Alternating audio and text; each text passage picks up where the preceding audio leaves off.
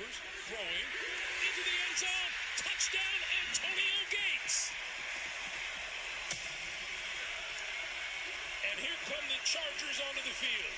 Broncos come with a blitz. Quick throw. Pass on fourth down. Picked off. This is Talib. Still going. Looking for another pick six. Prescott in his way. Talib. He's going to go. No flags. Talib. Touchdown. Third down play the last time. Glennon hit Bellamy. And here's Glennon. And it's intercepted by Robert McLean, the nickelback. And he gets in for the score. Second and 13, Jackson from the pocket delivers, and it's intercepted. Dorian O'Daniel's got it for the Tigers. And he's got a blocker. Dorian O'Daniel, pick six, Clemson. In trouble in the backfield, wants to throw now, and he's going to go deep. And I mean deep, and I mean touchdown, Florida! From 43 yards away. Clean snap, good hold.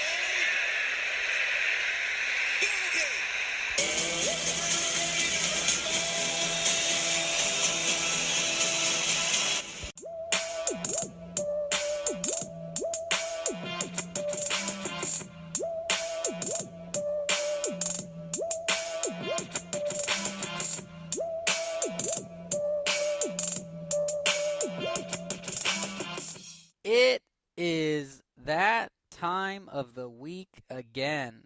Welcome to Dispute Sports. Thanks for tuning in, everybody, and listening however you are. I'm your host, Kyle Neumann, live from Bowling Green, Kentucky, joined by my good friend and co-host, Rhett Hensley. He's back, live from Bloomington, Indiana.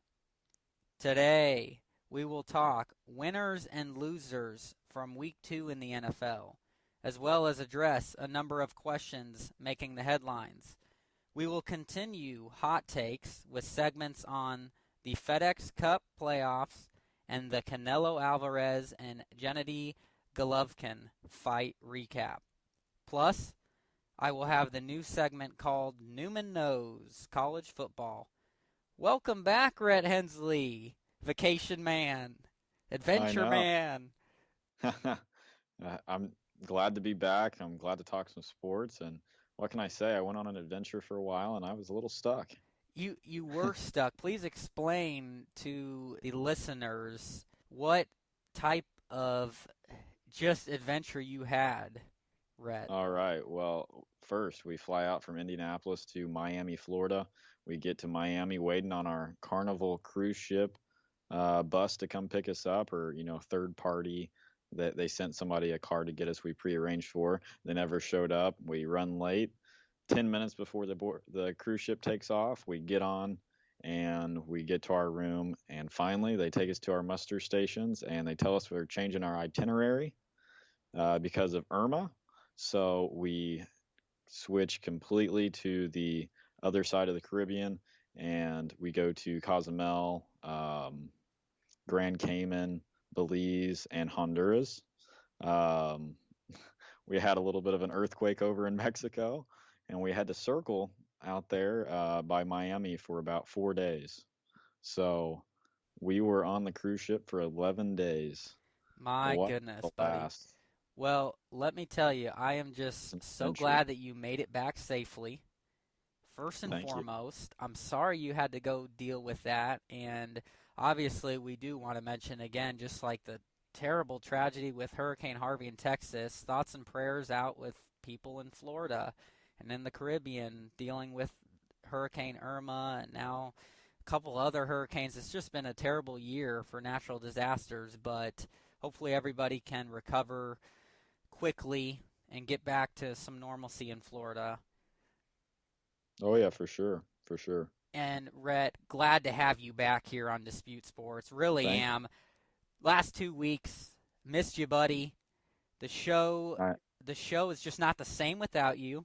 And you held it down great. Well, I appreciate it, and I'm excited to get back into it with you here because we have a loaded one today. We've got a lot to talk about, and we're starting in the NFL Week 2 recap. And I think before we get into some of our different headline questions, let's just go ahead and recap the games really quick as far as scores, who beat who. So starting with my Colts, tough loss in overtime at home to Arizona, 16-13. My Bears, tough loss at Tampa Bay, 29-7. Houston beat Cincinnati 13-9 on the road, Thursday night game. Kansas City, home to the Eagles, took down Carson Wentz and them boys, 27-20. New England went to New Orleans and got a nice-sized victory, 36-20. Pittsburgh at home beat Minnesota 26-9. Carolina beat Buffalo at home in a low-scoring game, 9-3. Tennessee got back on track, beat Jacksonville on the road 37-16. Baltimore at home against the Browns won 24-10. The Jets traveled to Oakland and lost big, 45-20. Miami playing the new LA Chargers on the road, got the victory 19-17.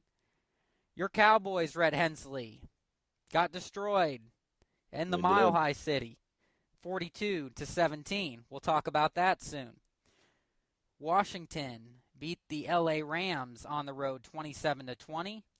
Seattle at home beat the 49ers 12-9.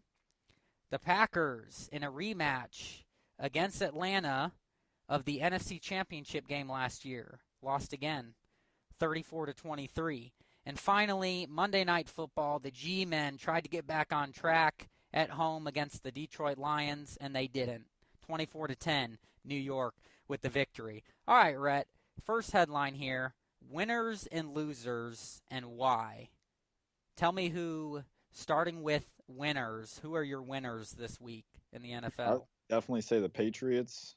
Broncos are my top two. And also you gotta give it to Ravens defense. I mean, they are 2-0 and they are really kicking some butt. Yes, they are. Yes, they are. Pretty safe winners there. My winners, Kansas City, 2-0 now. Alex Smith is hot, Rhett. He has 5 touchdowns and no interceptions. They routed the defending Super Bowl champs in Foxborough in Week 1, and they followed it up at home by beating a very good Philly team. And this week they travel to division rival LA Chargers, but I've been impressed with the Chiefs so far. A lot of analysts say best team in the AFC so far. So that's one of my winners. Another winner. I had several winners and losers, Rhett. I did. Another winner, Pittsburgh to me. 2-0, Big Ben doing what Big Ben does, and he's stayed healthy so far. The receivers are killing it, as expected, but clearly having Martavius Bryant back from suspension this year is making a big difference. That's my second winner, the Steelers. They traveled to Chicago this Sunday to try and keep it rolling. My third winner, the Oakland Raiders. The Oakland Raiders, the other team that a lot of people think may be the best team in the AFC. 2-0. They've scored 71 points in their first 2 games, and Derek Carr is looking like the Derek Carr from last year before his season-ending injury. Rhett, he has 5 touchdowns and no picks so far, and he's making it look easy. He has a lot of weapons on offense, and the defense is looking good. The Raiders travel to D.C. to take on the Redskins this weekend for Sunday Night Football. Just to chime in on the Raiders, Derek Carr absolutely looking amazing, and Michael Crabtree has been his main target this whole entire time. Both of those been killing it together. So, oh, no doubt about that. Chime in at any time, Rhett. Like I said, I have several winners and losers. My next winner, the Denver Broncos, 2-0. Defense.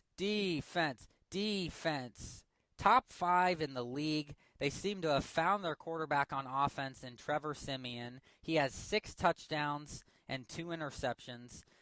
The Broncos will play Buffalo on the road this weekend. The Broncos took care of your Cowboys, as we mentioned, and we will get into that. It's one of our headline questions coming up. But Broncos, another one of my winners. Another winner. The Atlanta Falcons, 2-0. The Dirty Birds, looking once again like the kings of the NFC, as the defending NFC champs and Super Bowl runner-ups won the rematch against the Packers at home 34-23. The defense is looking stingy. The offense looking just as deadly as last year's, thanks to Matt Ryan being Matty Ice, Mr. Clutch, who I just feel like does not get enough respect. I don't think this team has gotten enough respect this year. Again, I changed my mind a while back about the Cowboys going to the Super Bowl. I think it is once again the Atlanta Falcons in the NFC, and I think they've proven that they are still the best team in the NFC. They have the game of the week coming up, Rhett, as they head to the Motor City to take on the high-powered Lions. Speaking of the Lions, another winner of mine, 2-0. They've been cruising so far behind the highest-paid man at quarterback, Matthew Stafford, who has proven already that he's worth that money. He's tied for first in the league with 6 touchdowns. He has the 6th best QBR, and he has only 1 pick. The defense is looking really good as well, which is key for their success. As I mentioned, Detroit hosts the Falcons on Sunday. So those are all of my winners, Rhett. Care to chime in on any of those that I mentioned? A few more than you. Yeah, definitely with the Lions. They really manhandled the Giants, and I think they really exposed the Giants on that. Matt Stafford absolutely killing it so far. Pretty impressive. He definitely is worth the money, is what he's saying this season. Agreed. All right. Biggest losers from week 2, Rhett. Give me your losers. Dallas Cowboys. The Jaguars are another big one. And the Indianapolis Colts. Why are they your losers? Why are they losers? Because, I think with bringing in this new guy to cover, Andrew Luck's position right now, I think that he's doing pretty good so far, but you also got to look at the defense, and they have been dropping the ball.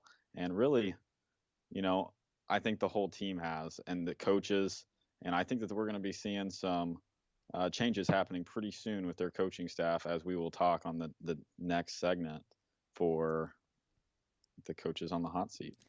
Yes, we will. What about your other 2 losers? Why are they your losers? Because Blake Bortles sucks. Talking Jaguars, he's not good. He is not good for the Jaguars. He is overrated. And for the Dallas Cowboys, I think that they absolutely dropped the ball that game. Ezekiel Elliott had 9 carries. Absolutely horrible. He should have way more carries than that. I think that Dak Prescott really dropped the ball with those 2 interceptions, as he took credit for it.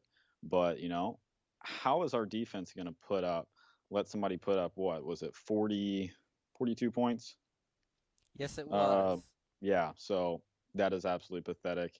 And moving forward, they better step it up, or they will not be a Super Bowl team or even anywhere close to that. But it does show you that the Broncos do have a serious defense, and Trevor Siemian might be the real deal over there.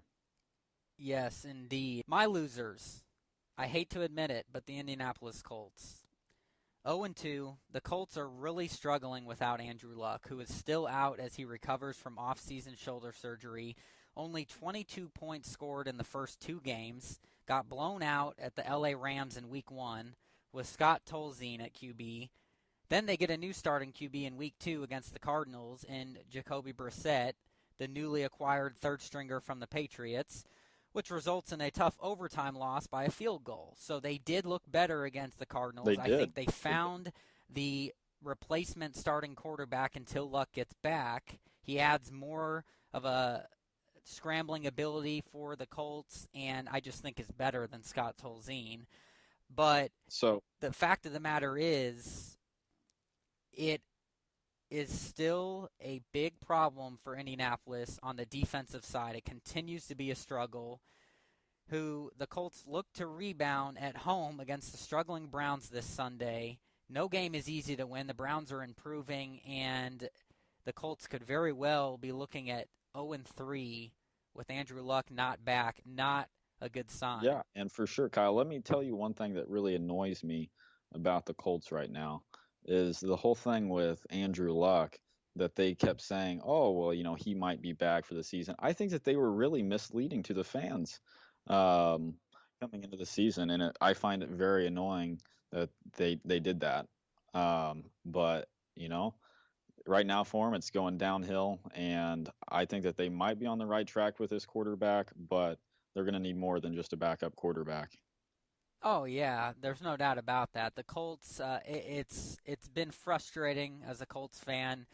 The last thing I would want, as many fans, would be to rush Andrew Luck back before he's ready. I think the surprising thing is we all didn't expect him to miss any time this season, and I think that falls on Chuck Pagano and Jim Irsay throughout the offseason, misleading the organization and the fans on just how well Andrew Luck's recovery was going, because it came as a shock that he wasn't ready for the start of the season. He had all off season.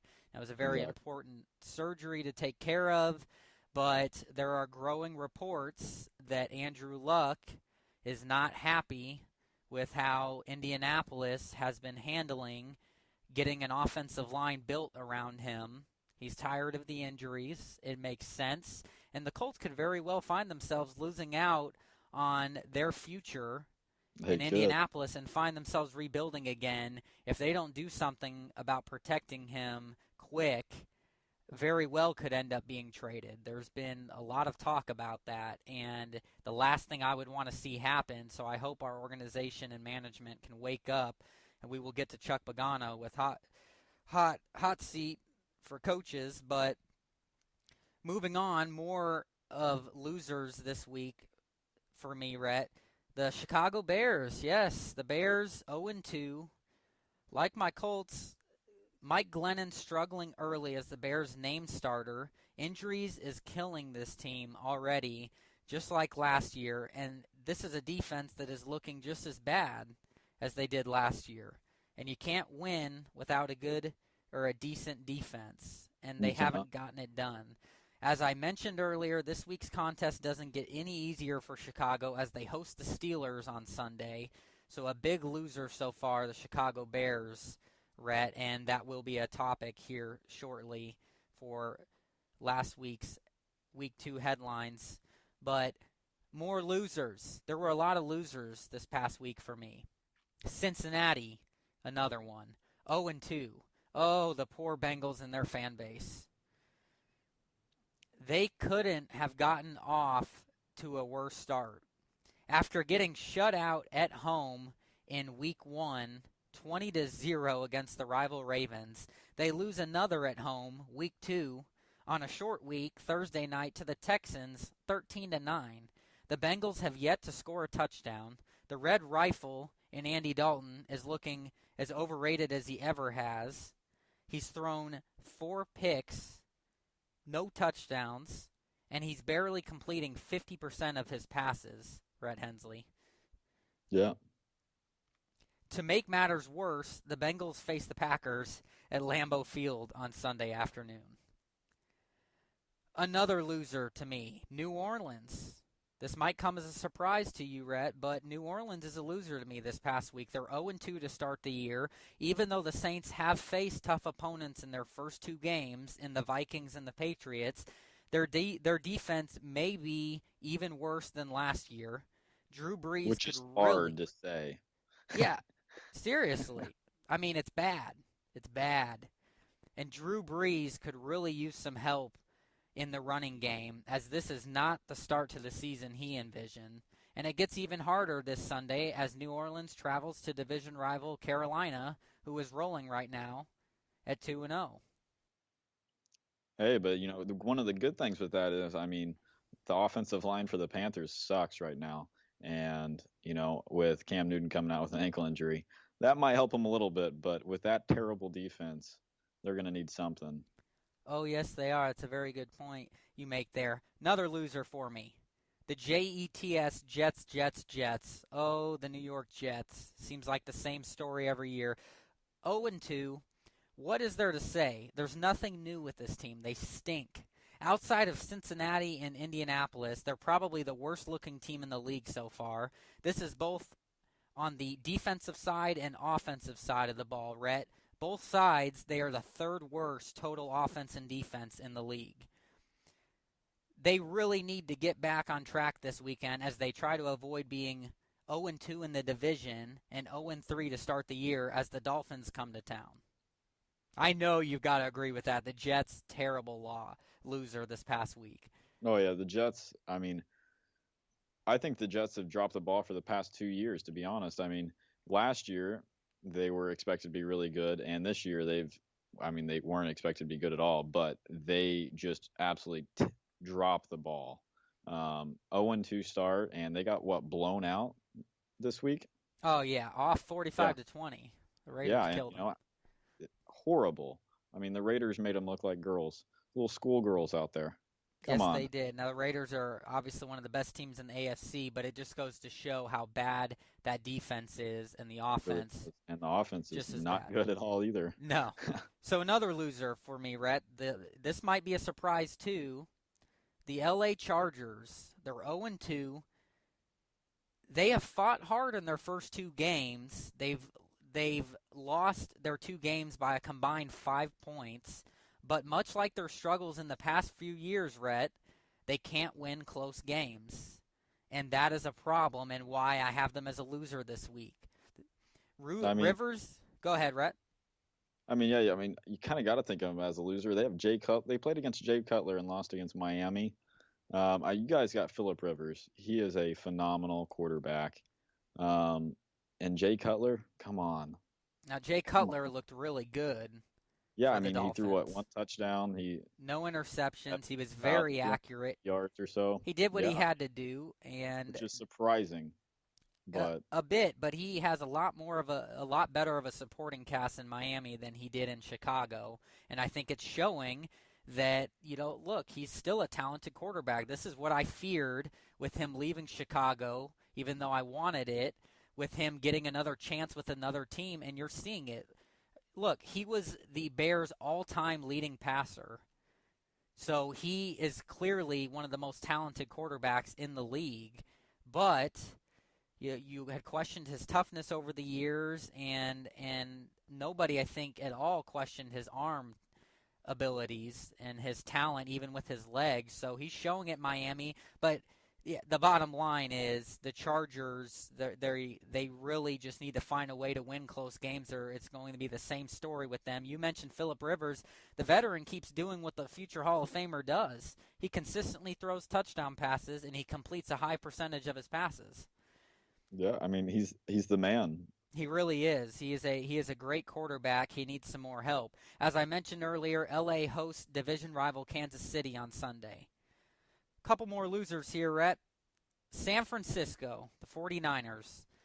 Big loser to me, 0-2. They're the only other team in the league that hasn't found the end zone yet. The offense and defense looks lost. Brian Hoyer not getting it done at QB once again as a starter, getting a chance. And they have a quick turnaround this week as they are the Thursday night football game at home against the LA Rams. But the 49ers have not looked good. My final loser, you mentioned them earlier, Rhett. The New York Giants are a loser to me. They're 0-2. Oh, the G-men. And we're not saying it for the right reasons, no. Eli is looking very old and a bit overrated. He has no run support at all. The defense is really struggling as well. New York has to have a short memory, though, as they have a monumental division rival game this Sunday at Philadelphia. But they are a big loser to me, and it's obvious that you agree with that. Exactly. I mean, people hyped them up so much this coming season. Including me. I picked them to win the division. I know you did. And so far they have absolutely dropped the ball. 0-2 start for the Giants. I love it, but that is absolutely pathetic for all these people that expected them to go so far. Exactly. It's early still, so pump the brakes a little bit, but I have to stick with my pick of the Giants. I can't change my mind again. I do think they still win the division. I'm sticking with it, but they really need to turn it around They quick, got or turned up. they're They in have some looked trouble. terrible. Yeah, because they haven't looked good. All right, on to the next headlines from Week 2, Rhett. Should the Bears start Mitchell Trubisky? You know what? I really think that they should, just because so far, what have they done? Got an 0-2 start. He can do that. Put the rookie in, give him some experience. If you want to go 0-2, you know, you already took that chance. I think that the Chicago Bears are not on track for anything good this season. And, I think maybe getting him some experience in there, I think that they would just want to kind of keep him behind the scenes and let him learn. But, let the kid go out there. The fans want it. I think really everybody wants it right now. It's really pathetic watching the Chicago Bears. And I was in Chicago, over the weekend Lucky you. for a Cubs game. And, that's what the fans were talking about. They want Mitchell Trubisky in there, and give it to the fans, They or you do. will not see anybody fill that place up. Here's the thing. Soldier Field is a legendary stadium and one of the most passionate fan bases you can get in all the sports, Chicago Bears. So even despite the losing and the terrible season they had last year, they still fill that stadium up. Loyal fan base. It's much like the Cubs and how many years they were the lovable losers. But the bottom line is you make a point that's true, Rhett. The Bears fans, including myself, are sick of the losing, and they're sick of head coach John Fox making poor decisions as the head coach and not listening to the fans and the outside pressure, even in the organization, to start their future in Trubisky, who they drafted second overall in this year's NFL draft. But this may come as a surprise. I thought hard about this, but I disagree with you. I do not think the Bears should start Mitchell Trubisky yet. I think Mike Glennon has not been awful. He's completed 2 interceptions. He's not. Well, hold on a second. He's completed 67% of his passes. He has 2 touchdowns and 2 interceptions, one which was not his fault. The receivers are dropping passes like crazy. The other one this past week at Tampa Bay was a bad pick 6, but same amount of touchdowns as picks, almost 70% of his passes being completed.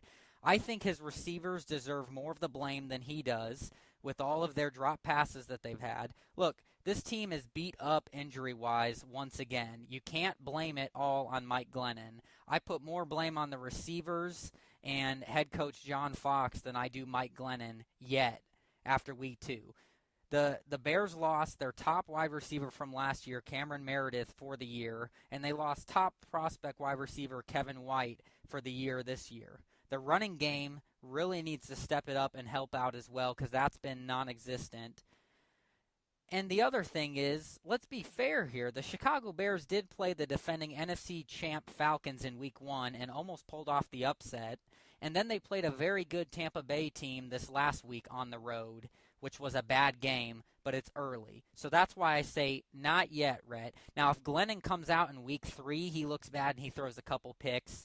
And week 4, same thing. I say after 4 weeks, a quarter of the way through the season, it's time for Trubisky. But they don't want to rush this, Rhett. He's the future of the franchise. He needs to continue to learn and develop and practice. You don't want to rush a guy out there because he very well could come out and struggle like Mike Glennon has. So I think that you don't come want out like a Dak Prescott. Yeah, you just don't want to rush anything. You don't want to risk anything. Look, the Bears season's not over yet. I think if panic starts to set in, they lose week 3, they lose week 4, and maybe the season's looking like it's over again, then give him the chance. That's why you drafted him. But I think a little too early, Rhett. Give him the chance when it's over. Maybe give him, and again, not Intro. necessarily over. It's too early. We don't know if it's over. But Mike Glennon was brought in for that reason in the offseason, and he has not played awful. So I think that it's too early to say we need to bench him. It's time for Trubisky. Little too early. 2 weeks in. And you got to keep in mind they do play in the NFC North, and they play there with the Lions, the Vikings, and Green Bay Packers. It's not an easy division like the Cowboys in the East. So pump the brakes a little bit, but his time is running short if he cannot find a way to lead the Bears to victory, because the quarterback is the leader of a team besides the head coach. I mean, that's just how it is, fair or not. So, exactly. All right, next topic, Rhett. NFL coaches already on the hot seat. I'm going to start. My first coach on the hot seat is Chuck Pagano for my Indianapolis Colts. I hate to say it, but it's reality. In 6 years now as the Colts head coach, he's 49-33.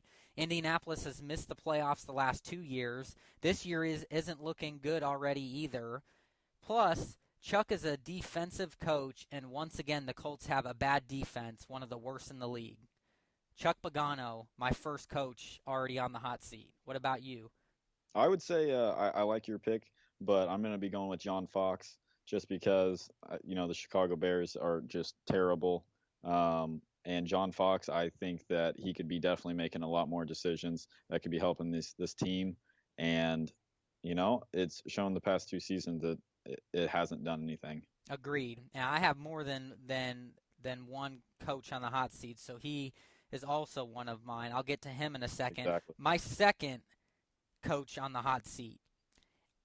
I'm surprised that he's still on the hot seat. He seems to have been riding it like a nice ride in a Lamborghini, because he's been on the hot seat, I feel like, every single year the past 5 years. That's Marvin Lewis, head coach for the Cincinnati Bengals. One of mine. And to much understanding, right? I mean, in 15 years as Cincinnati's head coach, he has a record of 118, 105, and 3. Lewis has never led the team to a playoff win. 0-7. And it's looking already for the Bengals like it may continue for the struggles.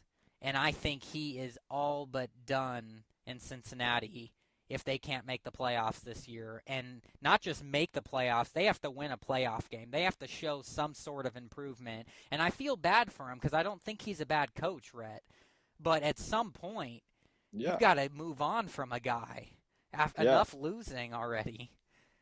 I mean, he has one of the longest tenures in coaches in the NFL right now. So him and Bill Belichick are up there right now with that. So, I mean, he's been with him for a while. So, it might be time to move on. My second is, I was going to go with Todd Bowles from the New York Jets. I think it's time to get rid of the man. I think the future is not with him, and the future for the Jets does not look good. And I think it's just time to go ahead and, just start rebuilding around potentially a new quarterback or new coach also. I can definitely see where you're coming from with that one. Pretty safe pick there. I didn't go with him. My next coach that's on the hot seat might surprise you, and it surprises me a little bit, but I really feel like that this is a coach on the hot seat. Sean Payton for the Saints. Sean Payton, the last 3 years with the Saints, has finished 7-9 and missed out on the playoffs. This season, they're off to an 0-2 start, with the defense seeming to get worse every year. I think, Rhett, if this team can't win at least 8 games this year and show some improvement, I think he's done in New Orleans. Kyle, you know what? I didn't even really think about that, just because, I feel like he's just a part of the Saints, to be honest. But, I can definitely see that where you're coming from with that, for sure. And I remember him being on the hot seat last year, to be honest. Yeah, well, I mean, he won a Super Bowl with them. But again, it's just like some of these other coaches we've mentioned. At some point, if you're not improving anymore, your fan base, the outside pressure starts to get to management, and enough is enough with losing. And the Saints are a team that should not be as bad as they've been. So that's why I feel he is. And then you said your third was Marvin Lewis. That's your last coach on the hot seat? Nope. Chuck Pagano. Oh, you had your four. You had four.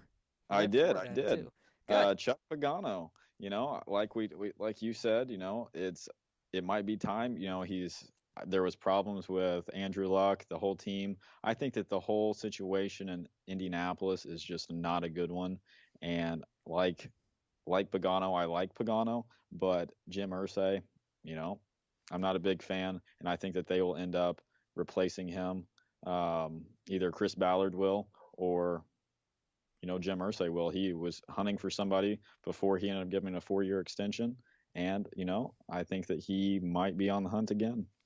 Agreed, and I feel bad for Pagano too because he's a great guy. Obviously, the story with him going through cancer and Chuck Strong in Indianapolis, a great thing, and a lot of fans certainly appreciate what Chuck Pagano went through in his fight and what he's done for the city, and that's great, but it is a business at the end of the day, and you don't get it done like the Saints. I mean, the Colts are now looking at possibly missing out on the playoffs the last 3 years, a team that had made the playoffs consecutively more than most teams in the league before the last 2 years. So it's unacceptable, and he is definitely on the hot seat if the Colts can't turn it around this year. And I will say this, Rhett, before I give my last coach on the hot seat, there are reports that the Colts' first head coach options that they would be seeking out would be on the college level,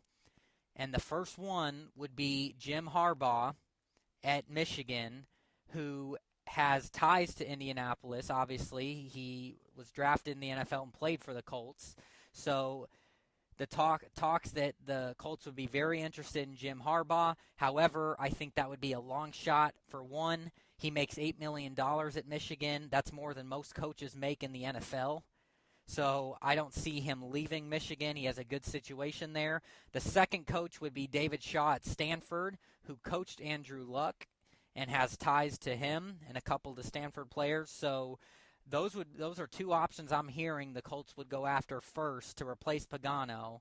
And I think that talk has already started and been moved on a little bit. I think he is very, very close to being fired in Indianapolis, to where they may not wait till the end of the season for and Chuck it could definitely happen, especially with the Titans on the rise for sure. Oh yeah, and the Texans, the Jaguars not so good, Texans, but tell you what, division's the getting Texans better. Pretty good also, Yeah, for sure. not bad. All right, my final hot seat coach, Rhett, is, you mentioned already, it was one of yours. It's John Fox in Chicago.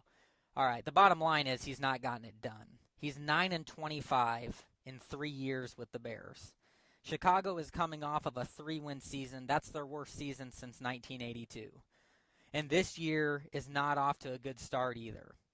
He, like Pagano, Rhett, I could see being fired before the season is over if he doesn't turn things around quickly. Yeah, Pagano, definitely. And John Fox, I think you agree too. Yeah, and John Fox. So, John Fox is, you've struggled for 2 years, and kind of like Pagano. He's struggled for 3 now. So, I think both of the two should be moving out pretty soon. Yep, pretty much in agreement there. All right, the next NFL headline: Chargers and Rams, Rhett, the new LA teams. The question is the lack of attendance a big deal? I'm going to start, and I'm going to give you some numbers. You know how I like numbers. Well, good. I have numbers too. But you probably have the same numbers as me. We just might. So I'm going to start here, and my answer to the question, yes, the lack of attendance is a big deal. And to me, this is another example of why these teams should have never left their respective cities with loyal fan bases. All right, so to put it into perspective, what we're talking about here, the poor attendance. On Sunday, the Los Angeles Chargers had their home opener in a small soccer stadium, and they didn't even sell it out.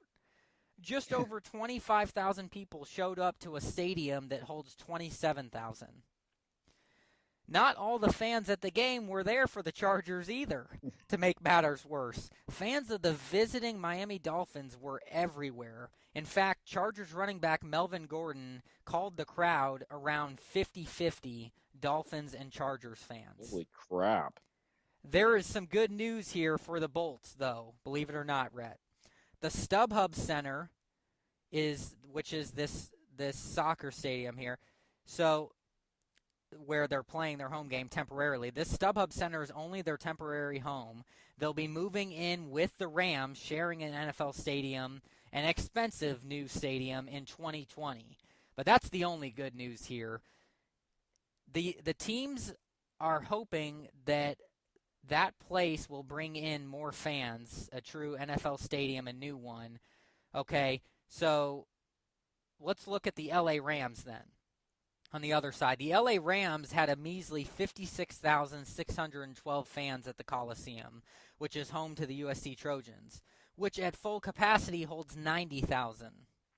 To put this into further perspective, Rhett, the Chargers and Rams combined attendance of 81,993 was less than the attendance of the USC-Texas rivalry game played at the Coliseum the night before, which was 84,714. So Isn't almost 3,000 less fans for those two teams combined than the USC-Texas game. Yes, it is amazing, and that is a problem. That is pathetic. And if you looked at the pictures of the stadiums, it was just mind-boggling to see. And it looks bad, right? It's a bad look for the NFL and for these new cities to these teams. And I can only imagine what St. Louis Rams fans and San Diego Chargers fans are thinking. They're probably licking their lips. Yeah, that's what they deserve. We had one sitting at our table on our cruise ship, and he's like, man, I'm never going to be another Rams fan ever again. Yeah. Once they moved out of St. Louis, because that's where he was from, he's like, I was a diehard Rams fan, and when they up and left us, they're like, well, piss on you guys. Yeah. And now he's laughing. It's a joke. So what's your answer to it, right? Is the lack of attendance a big deal for these teams? Yes, it's a problem. 25,000 fans. I think that's pretty pathetic that they couldn't even combine for the two to even compare to USC versus Texas. I mean, come on. That is pretty pathetic, and that shows you just that they should have stayed. Yeah, I don't know what the NFL was thinking that LA could support two NFL teams. It had been years since they even had one, and they struggled to fill the stadium when it was the LA Raiders. And this team, the cities that they left were so loyal to their team, and it's a shame to see, right? LA in now a very big sports market, and most of the teams in LA are very successful on all levels, college and pro. But two football teams? But with football, I don't see it. I don't see it happen. I didn't see it happening if it was just going to be the LA Rams. It's just not a football city. It's just not. The weather is too beautiful. People love to be outside. Again, these are fresh teams trying to develop fan bases in LA. It's just not going to happen, in my opinion. Yeah, and I like we said, Kyle, it's pretty pathetic, and I do not think that really LA can support two NFL teams like you said. But sounds like they're going to have to now. I guess so. We will see. Pathetic. For sure. That's all I can say, Kyle. Pathetic. Yeah. That pretty much sums it up, doesn't it? Straight to the point. All right, our final topic of the NFL headlines Week 2, Rhett, is sticking with the Chargers. Some more exciting news for fans of the LA Chargers. Antonio Gates, he makes history, and the question is, Rhett, is he the greatest tight end of all time? So I'm going to let you start here. Is Antonio Gates the greatest tight end of all time?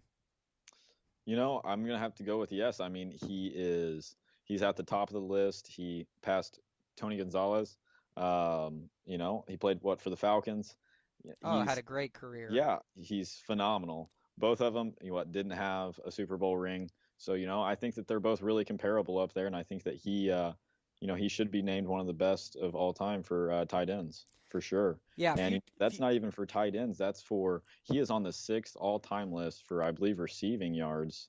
Tell me if I'm wrong, Kyle. Oh, I'll tell you. I've got that stat for you. But yes, future Hall of Famer.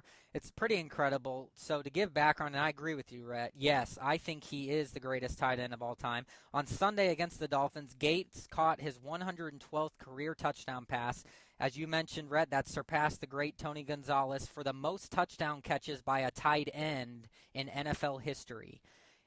Plus, he is 6th all-time, including receivers. He only trails Jerry Rice, who has 197, Randy Moss, 156, Terrell Owens, 153, Chris Carter, 130, and Marvin Harrison, 128. Furthermore, Antonio Gates also made his 900th career reception in the first half against Miami. That makes him the 3rd tight end in NFL history to hit that mark, Rhett. Only Tony Gonzalez and Jason Witten, your boy, have more. Jason Witten. And a final stat here, Phillip Rivers and Antonio Gates have now connected on 85 touchdowns. That's the most between a quarterback and tight end in league history. So how could I not call Antonio Gates the greatest tight end of all time with numbers like that? Yes, he is the greatest tight end of all time. Yeah, it is definitely. He's definitely pretty impressive. And Phillip Rivers, him and Phillip Rivers have a great connection with each other, and it's phenomenal to watch. Oh, indeed, it sure is. It sure is. All right, that does it for the first segment, Rhett. The NFL Week 2 recap and headlines. Before we get to the third segment, though, this second segment is a new tradition starting on Dispute Sports, at least for this college football season. The segment is called Neumann Knows College Football. So, week 3 in the college football season certainly did not disappoint. Before I cover and recap the top 25 games, I want to talk about an upset that occurred between Northern Illinois and Nebraska. The Northern Illinois Huskies traveled to Lincoln to upset the Big Ten Huskers 21-17, and it was a game for Nebraska quarterback Tanner Lee to forget. He went 25 for 47 for 299 yards. He had no touchdowns, and he had 3 interceptions, including 2 pick sixes.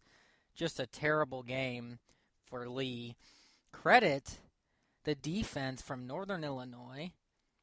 Their running game behind Jordan Huff, the running back, who had 16 carries for 105 yards and a touchdown, just got it done to upset Nebraska. And Northern Illinois obviously is a team people know of. They've kind of put themselves on the map the last several years in college football. In fact, just a few years back, they were playing in a massive New Year's Six Bowl.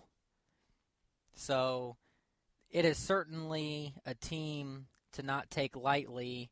It seems as if Nebraska did, and they got upset for it. A couple other games that were outside of the top 25. Baylor and Duke. Baylor going the wrong direction with their program. Duke going the right direction. At home, Duke was, and they took care of the Baylor Bears by 2 touchdowns, 34-20, to stay undefeated this year. They're 3-0, and the Baylor Bears continue to struggle as they are now 0-3. The Notre Dame Fighting Irish tried to get some redemption from last week's tough home loss to Georgia as they traveled to rival Boston College, a matchup of 2 unranked And Notre Dame looked more like Notre Dame from the first 2 weeks as they rolled over Boston College 49-20. The running back the quarterback for Notre Dame, Brandon Wimbush, he had himself a field day on the ground. He had 21 carries for 207 yards and 4 touchdowns. That is unbelievable. I'd say the Irish are going to be okay for sure. Another unranked matchup between two teams that are doing the opposite this year, one going in the right direction, the other in the wrong, was Purdue taking on Missouri on the road, and the Boilermakers blew out the Tigers 35-3 to improve their record to 2-1, does Purdue, as the quarterback they seem to have found who can really air it out, and if he takes care of the ball, can compete against teams. David Blau, he had 187 yards passing, went 22 for 28, 1 touchdown, no interceptions. And then running back Tario Fuller had 19 carries for 90 yards and a touchdown. For Mizzou, on the other hand, their struggles continue with that program. They're now 1-2, and quarterback Drew Lock in this one threw 2 interceptions, no touchdown passes. The run game was non-existent. Obviously, the defense played terrible. Mizzou certainly not the season they were hoping to have. All right, I want to talk now about Ole Miss and California. This was a game that was a good game. Pac-12 proving that they may be better than the SEC, as Cal got the win at home over the Rebels 27-16. The Golden Bears are now 3-0 to start the year.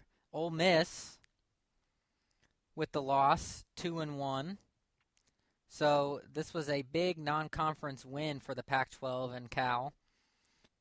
Lot of offense in this one, in the passing game especially. Ole Miss quarterback Shea Patterson had 363 yards passing. Cal quarterback Ross Bowers had 236 yards passing.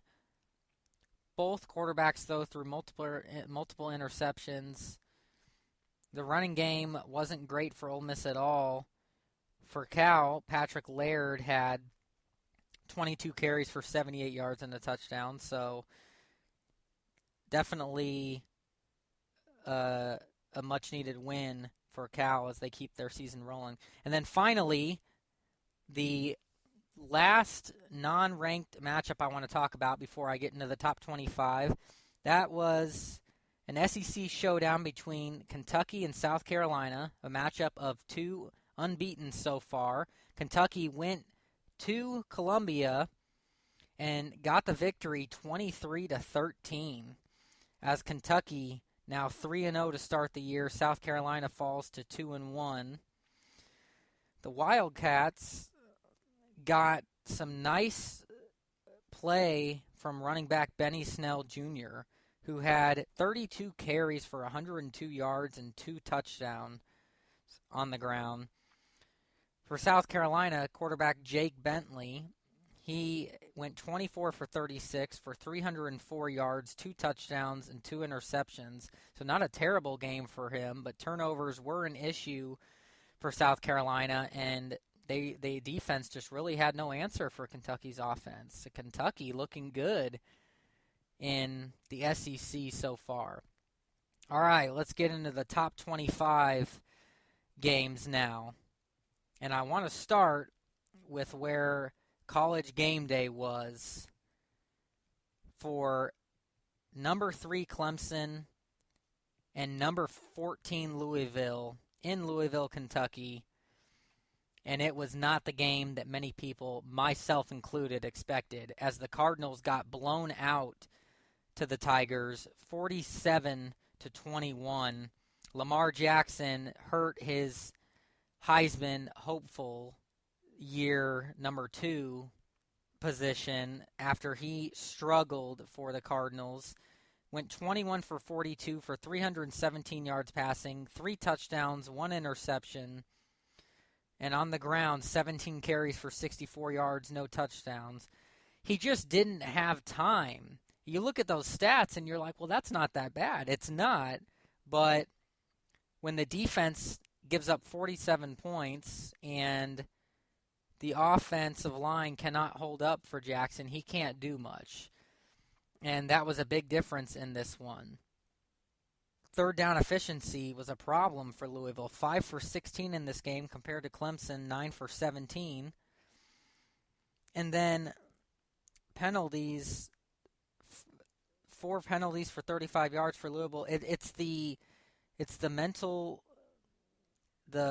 mistakes. It's the fundamentals that hurt Louisville. They had a turnover, Clemson didn't. They were outplayed in this game. Total yards, 613 for Clemson to 433 for Louisville. And they were led by quarterback. Clemson was led by quarterback Kelly Bryant, who went 22 for 32 for 316 yards, 1 touchdown, no interceptions. And then Bryant also had 2 touchdown carries, had 18 carries for 26 yards. And Clemson rolled and proved they're still the kings of the ACC. All right, elsewhere in the top 25, number 22 South Florida got a home victory against the Illinois Fighting Illini, 47-23. 22nd ranked Bulls behind another Heisman candidate that people probably have not heard much of but should pay attention to. That's quarterback Quentin Flowers. He went 15 for 27 for 280 yards for 4 touchdowns in the air and only 1 interception. And then he had 25 carries for 106 yards and a touchdown.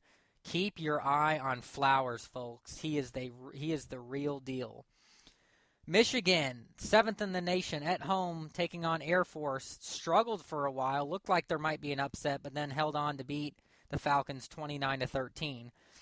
Oklahoma State, the 9th team in the nation, traveled to Pittsburgh and absolutely obliterated them, beating the Panthers 59-21 behind another Heisman candidate. Mason Rudolph for the Cowboys had himself a field day. I mean, he had 497 passing yards, went 23 for 32, 5 touchdowns, 1 interception. What a game for Mason Rudolph. Elsewhere, number 25 UCLA and Josh Rosen were upset on the road at the Memphis Tigers, 48-45 in a shootout. Josh Rosen went 34 for 56 for 463 yards, 4 touchdowns, and 2 interceptions. But the story was on the other side for Memphis. Quarterback Riley Ferguson, he went 23 for 38 for 398 yards, 6 touchdowns, and only 1 interception. What a game for Ferguson, and what an upset for Memphis, who is an improving football team for sure. Number 16, Virginia Tech kept rolling at East Carolina, 64-17. And then another big matchup, a rivalry like no other. The 23rd-ranked Tennessee Volunteers traveled to Gainesville to take on the 24th-ranked Florida Gators in a game that ended in dramatic fashion. Florida got the victory 26-20 on a last-second play, 63-yard touchdown pass to win the game. Was beautiful by quarterback Felipe Franks, who in the game went 18 for 28 for 212 yards, 2 touchdowns, 1 interception. And it was Tyree Cleveland who hauled in the 63-yard touchdown from Franks as time expired. And Florida stunned the 23rd-ranked Tennessee 26-20 in just a crazy game like you expect between these two rivals. Florida needed that victory in the SEC for sure. TCU, the Horned Frogs ranked 20th in the nation, blew out SMU at home 56-36. 10th-ranked Badgers went to Provo, Utah to take on BYU, who's struggling this year, and knocked the socks off of them 40-6. 15th-ranked Auburn Tigers beat Mercer at home 24-10. 8th-ranked Ohio State Buckeyes beat Army at home 38-7. Washington State, ranked 21st in the nation, beat Oregon State at home 52-23. They continue to roll. Number 2 Oklahoma had no problem with Tulane at home, winning 56-14. Number 1 Alabama had a decent game for a while against Colorado State at home, but pulled away, winning 41-23. LSU, in another upset here, 12th-ranked LSU Tigers went to Mississippi State and got blown out in a game where they just did not show up, losing 37-7. Good win for Mississippi State there, as with the win improve to 3-0 on the year. Tigers fall to 2-1. Number 13, Georgia at home took care of Samford, 42-14. Number 5, Penn State blanked Georgia State at home, 56-0. Vanderbilt at home upset the 18th-ranked Kansas State Wildcats, 14-7 in a defensive game. And Vanderbilt off to a great start this year, 3-0, and are going to find themselves ranked pretty soon if they continue getting wins against top 25 teams like that. Kansas State, with the loss, falls to 2-1 on the year. And then in the game of the night, Saturday night, number 4 USC at home taking on the rivaled Texas Longhorns in a rematch of the 2006 Rose Bowl game, in which Texas won in dramatic fashion thanks to Vince Young. USC had themselves a battle with the 15.5-point underdog Texas Longhorns. USC did get the victory, though, grinded it out in the end in double overtime, 27-24. What a game this was. Sam Darnold, he looked poised as ever, driving his team down the field when they trailed at the end of regulation 14-10, 17-14 they trailed at the end of regulation. Darnold with 45 seconds drives them down the field, gets them in field goal range to force overtime at 17 apiece. And Sam Darnold went 28 for 49 for 397 yards, had 3 touchdowns and 2 interceptions. And how about Texas's young quarterback, Sam Ehlinger? I think they found themselves a quarterback. The true freshman went 21 for 40 for 298 yards, 2 touchdowns, and 2 interceptions. And he had some gutsy plays down the stretch there in regulation when the Longhorns trailed 14-10. He leads them down the field for the game-leading touchdown to put the Longhorns up 17-14 with 45 seconds left. Had to convert on a couple fourth down conversions, a gutsy run, made throw after throw. Ehlinger had a good game, but in the end, Texas just fell short against a more talented USC team, 27-24. Last 2 top 25 games, number 6 Washington at home had no problem with Fresno State, winning 48-16. And number 19 Stanford lost again, this time at San Diego State in an upset, 20-17. Quarterback for Stanford, Keller Chris, did not have a good game. 8 for 19, 56 yards, no touchdowns, 2 interceptions. And Stanford going in the wrong direction in the Pac-12. And that does all of the games for Week 3 of the college football season. Next week, Week 4 for Neumann Knows will be coming at you, college football. All right, Rhett, Hensley, it is now time to get into our final segment of the show, and it's hot takes, baby. We like the hot takes. Hot takes, hot cakes from McDonald's. I mean, we love it. Here we go. I had a hot cake this morning. Did you really? That's great. I love it. I love it. Can't beat them. All right. 2 segments here, 5 minutes each, Rhett. We're starting with the FedEx Cup Playoffs. I talked about it on last week's podcast, gave some background on exactly what the FedEx Cup Playoffs are, just to refresh everybody's minds. And if there's new listeners here, what are the FedEx Cup Playoffs? Well, they are a series of 4 golf tournaments that will determine the season champion on the U.S. PGA Tour. And they're played from August 24th to September 24th.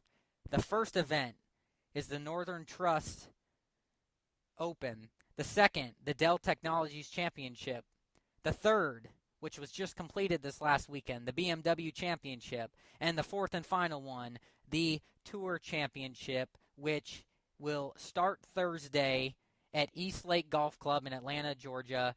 This is the 11th FedEx Cup Playoffs, Rhett, since they started in 2007, and it starts at the very beginning of the season where the FedEx Cup point standings begin. And I recapped the first 2 last week. Was the Northern Trust, which was won by Dustin Johnson, a first-hole sudden death playoff over Jordan Spieth. The Dell Technologies Championship, the second event, was won by Justin Thomas, the PGA Championship winner, by 3 strokes over Jordan Spieth. Can anybody say he is golfing out? And then the BMW Championship, Rhett, the third event that was finished this past weekend, was won by Mark Leishman by 5 strokes over Ricky Fowler and Justin Rose. 23 under. I know, isn't that unbelievable? 23 under, and yet again, Ricky Fowler finds himself with another top 5 finish. My goodness, maybe 2018 will bring something new for Ricky Fowler, for Fowler Flat Bills. But in either way, Mark Leishman sure helped himself by winning the BMW Championship. He spiked himself all the way up to number 4 in the FedEx Cup standings.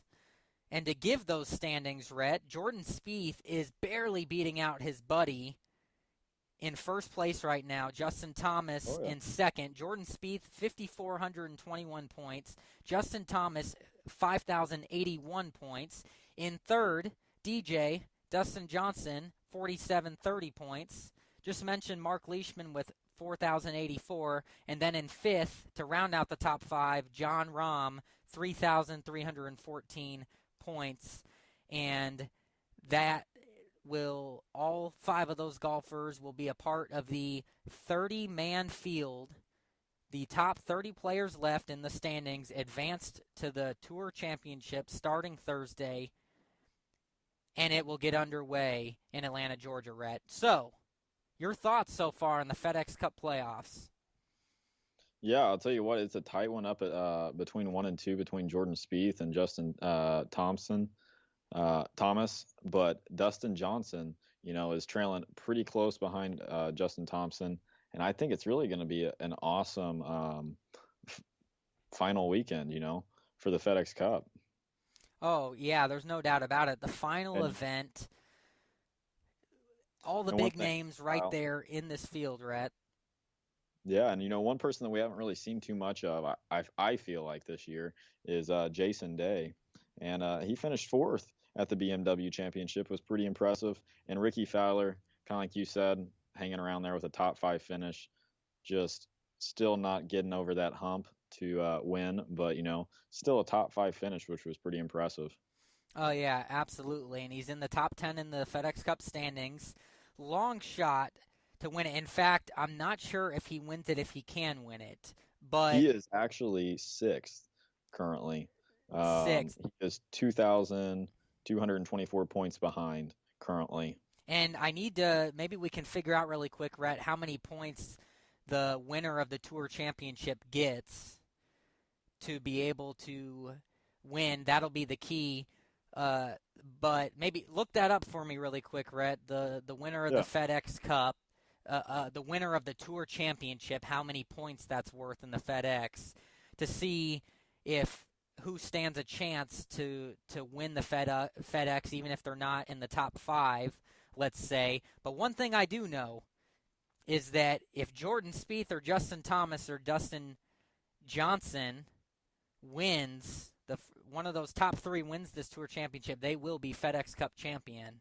So if you finish first, you will get 2,000 points. Second place, 1,800. Third place, 1,500. So here's what that means, Rhett Hensley.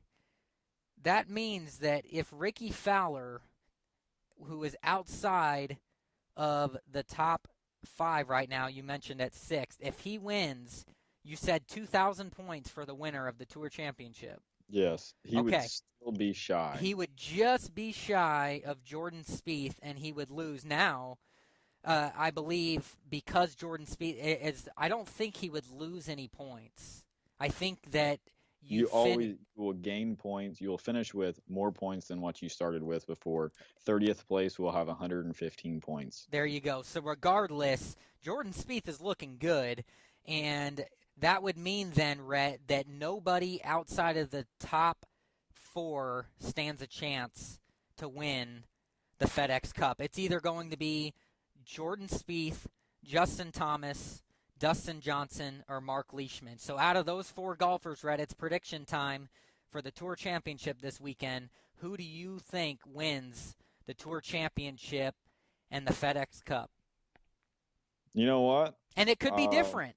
If you think a different player is going to win the Tour Championship, tell me that.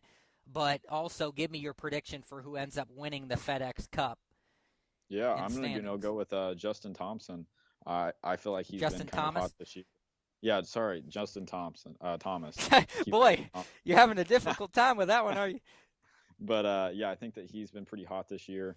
And, he's right there behind Jordan Spieth for that first place. And, he's been hot. What can I say? And I think that he will either, finish really high up there or he'll end up winning that final day or final weekend. Well, that is definitely a safe pick, Rhett, and I can see him. I don't agree with that pick. My pick to win not only the Tour Championship this weekend, but to win then, of course, the FedEx Cup is going to be Jordan Spieth. Jordan Spieth, the main man, is going to get it done. He's in first right now. He's going to stay there. In 22 events this season, Rhett, he has 3 wins, including a major at the Open Championship in July, and he has 11 top 10s this year. He's found his game again, and it's because of that I think Jordan Spieth wins it this year. And I will like that either way. I think both players are phenomenal people. I like watching both of them. And I think it's going to be a good one, Kyle. I think it's going to be a good one.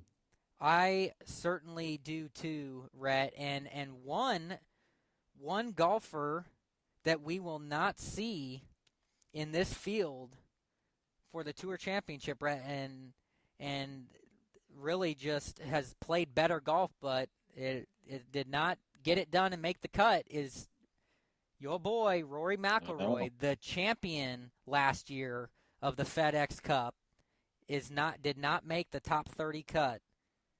What can he say? He's 58th, and he just he struggled. He struggled this season or struggled this year, and next season, hopefully he's going to be ready and hopefully be back on track. What can I say? Golf is an up and down sport, and this was just not his year. Yeah, it's tough, Rhett.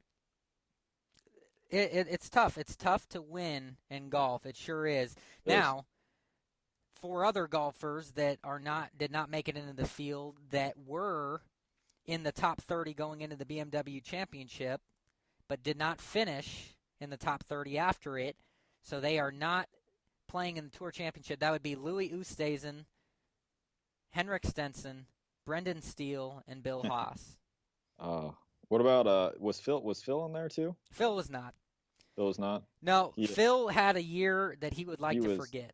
Yeah, he was a little short. He was 34 in 34th place for the FedEx Cup, but I didn't know if he was still in contention when he went into the BMW. He was not, and like I said, Phil, he just needs to circle the wagons and focus on 2018, Rhett, because we did not see our man Phil get it done this year. Well, hopefully next year, and hopefully he'll get back on track. That's right, Rhett, because after one more recap of the FedEx, once this Tour Championship's over, we'll recap the Tour Championship and talk about the FedEx Cup champ, and then that'll be it for golf until 2018, Rhett Hensley. Exactly, and it's gonna be a good one. So hopefully we finish out strong with this one, and we'll go into next season. Looking forward to it. Yes, absolutely. All right, Rhett, our final hot take here.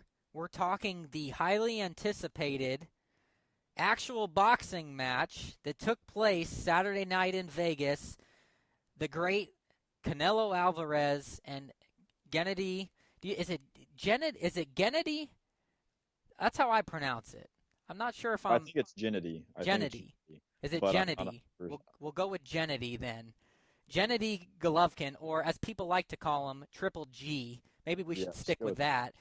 Canelo Alvarez, Triple G, fight recap, Rhett. And there were a lot of people that were disappointed in this fight.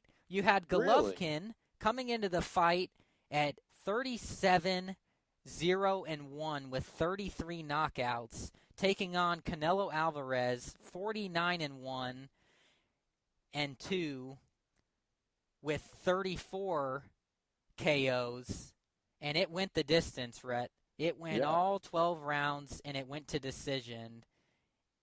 And in the end, it was a draw, split decision. What's your feelings about this fight, Rhett? Were you disappointed that it was a draw in the end? I think draws are, kind of unfortunate, but, I think it's part of the sport. But, I think this was an outstanding fight. Like everybody that I heard that talked about it, they said this was an epic fight. They thought it was a phenomenal fight. But there was one problem with one of the judges where they scored him. I think it was like 110 to 118. Yes, I was going to mention that. That was, and I'll get go ahead, Rhett. Just saying that is just absolutely absurd. I'm hearing analysts just say that they are not even they're completely ignoring that scorecard because, it was just completely wrong. But the fight was phenomenal, and I think that really people enjoyed it. So what's your take on it, Kyle? Did you think it was a good fight, or did you think that it didn't lead up to the hype? Well, before I answer that, Rhett, I'm going to mention that judge that you just mentioned who had the most lopsided scorecard. It was Judge Adelaide Bird, who favored Canelo Alvarez 118 to 110, as you mentioned. The other judges, Dave Moretti scored at 115-113 Golovkin, and Don Trella had it 114-114. So I don't know what that judge was thinking or what fight they were watching. I was definitely shocked by that and thought that Bird made a mistake with that scorecard, Rhett. I don't know if a lot of people say, fixed because this should have been Triple G's fight. What? What was that? That was supposed to be an 8 out of 0. Yeah. I mean, here's the thing, Rhett. That's why I think you said a lot of people enjoyed it. I heard a mix, 50-50. I heard about the people that enjoyed it, bought the fight, and they saw two guys slug it out, and they did slug it out. Yeah, but they did slug it out. There were on the other side, though, Rhett, I think because of this judge, there were a lot of people that felt that Triple G got short-sighted and thought he won the fight. However, I'm going to disagree with that, and I'm going to give the stats here why. But to answer your question, I don't agree with the people that thought it wasn't a good fight. I thought it was a very entertaining fight. Yeah. Look, it went the distance. These guys were throwing haymakers at each other, and at the end, you wondered how they could still stand. And you saw two of the greatest boxers right now in the game going at it, Rhett, and I thought it was very entertaining. And I thought that in the end, I was okay with the draw. It's part of boxing. Some people will call it a flaw of the sport. But that's a different debate for another show. The bottom line is that's how it goes. And I was okay with the draw. Exactly. It just makes the rematch more hyped. I was completely okay with the draw. I really don't think it should have gone one way or the other. I think it was a dead even fight. And for the people who said that they thought Triple G should have won, I'm going to tell them to pump the brakes here because, well, excuse me. This is where I mix the names around. I felt I was okay with the draw, and I do feel like the draw was the right call. But the people that were disappointed thought that it should have been Triple G that won it, and here is why.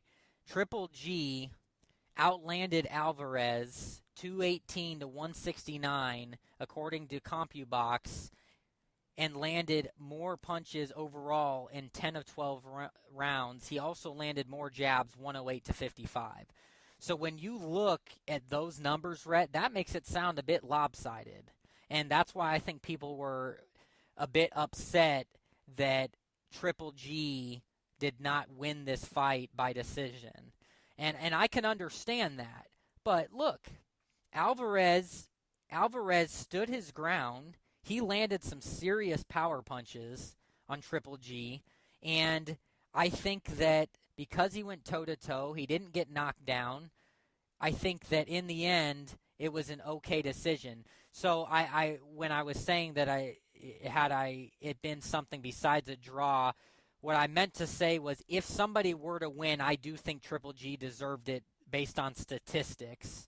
But I think that the big problem was that one judge and why it was a draw in the end. So hearing those stats, Rhett, do you think that Triple G got ripped off? Yeah, I think that a lot of people thought Triple G got ripped off. I think I was okay with the draw, but it was definitely, I think a little lopsided, like you were saying. But the good thing is, I think that we're going to have a rematch, and I think that everybody knows that there was a problem with the scoring, and I think we just kind of got to move past that and look forward to this rematch that's going to be discussed very, very soon. Yes, I agree. And people will say that the first thing you hear is it was fixed. It was fixed. Triple G should have won this fight. But you know what? I said the same thing about the Manny Pacquiao and Floyd Mayweather fight. I thought Manny Pacquiao won that fight. But you get that same talk, Rhett, about it being fixed. And, the bottom line is that's how it goes in boxing. It comes down to the judges. You get the points with the jazz punches, all those landed. And it was highly in favor of Triple G, which does put some question marks there about why he ended up not winning by decision. But I was okay with it in the end. But I do think if someone should have won, that it should have been Triple G, and I think that judge might have cost Alvarez the loss, and I think that was a problem, how lopsided it was scored. Yeah, for sure, Kyle. If I had to pick one, I would definitely say Triple G also. Yeah, no doubt. But it was a great fight, rematch to come for sure, and that was Hot Takes, the final segment. And before we close this show out, Rhett, the extra hour-long special. Thanks for tuning in the whole time, folks. We had a lot to talk about, Rhett. A lot happened in sports this last week, but mainly having you back. It inspired me to talk about a lot more topics. I know, to get Kyle. You going, it's been a while, going. And I was glad we were able to get back on here and get the podcast going. Absolutely. All right, it's time for No Disputing. This tradition, Rhett, is going to be kicked off this week by you. Give me your No Disputing fact. My no disputing fact. So my no disputing fact is actually going to be coming from an old movie, and that is the movie Angels in the Outfield, featured by two Angels players that would eventually go on to win Best Oscars. That is a great movie. I love that I movie, man. love that Great movie. It's been a while since I've seen it, but I think I might have to pull it out of the old archive again. Yes, no doubt about it. That is a classic movie, and I love that no disputing fact. Bringing something different, Rhett. Going movie for entertainment. No disputing. Thank Great, you. What about you, Kyle? Great stuff. All right, my no disputing fact is, on this day in 2009, Brett Favre of the Minnesota Vikings set an NFL record with his 271st straight start. Today, Favre still holds the NFL's all-time consecutive starts record at 321, and that includes the playoffs. That's just unbelievable to me. That Brett. is pretty impressive. The great Brett Favre, love him. The Brett Favre, the man, he is a legend for sure. That is great. 321 consecutive starts. He is in first place by a long. It might be shot. A while before somebody hits that. Yes, it'll be a long shot for somebody to pass him. He has some space. The next closest second place is 289. Rhett, so he is well ahead. That just goes to show the toughness of Brett Favre throughout his long career, the Hall of Famer. Wow. Well, hey, that is a awesome fact, and wow, I did not know that. And neither did I, and now you do, and now so does everyone else, and that was no disputing, and that does it for today's show. Thanks for listening, everybody. Don't forget, you can now subscribe to our podcast on iTunes, Stitcher, Google Play, TuneIn, YouTube, Spreaker, or SoundCloud, and have every episode available to you as soon as they are posted each week. You can also catch all of our podcasts on our website, DisputeSports.com. Follow us on Twitter at DisputeSports1, at Kyle M. Neumann, at Rhett Hensley, and like and follow our Facebook page, Dispute Sports. Until next week, remember, Dispute Sports. Anything sports, anytime, anywhere. Have a great day. Have a good one.